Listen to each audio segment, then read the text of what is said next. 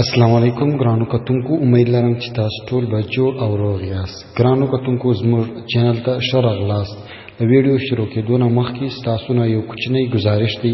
که چیرې تاسو زموږ چینل نه وي سبسکرایب کړی نو ضرور یې سبسکرایب کړئ او د بیل پر ایکن باندې کلیک وکړئ ترڅو تاسو ته زموږ نوې او تازه خبرونه او ویډیوې ژر ورسیږي.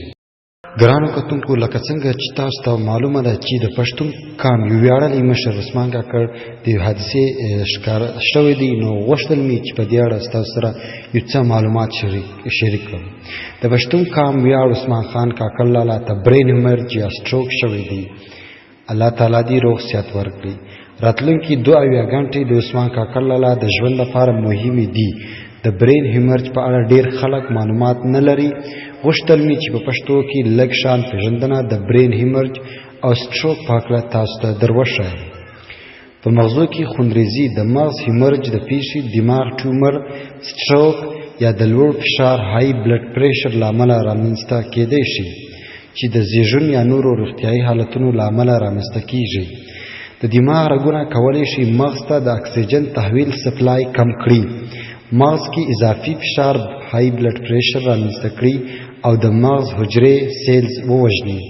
سټروک کله چې ستاسو د دماغ یوې برخې ته د وینې رسولو مداخله یا کمه شي، نو د مغز رګونه د اکسیجن او مغذي موادو د ترلاسه کېدو مخه نیسي. د دماغ حجرې په څو دقیقو کې مړې کېږي. ښاغلی عثمان کاکړ صاحب ته د خدای روغ صحت او ستر عمر ورکړي.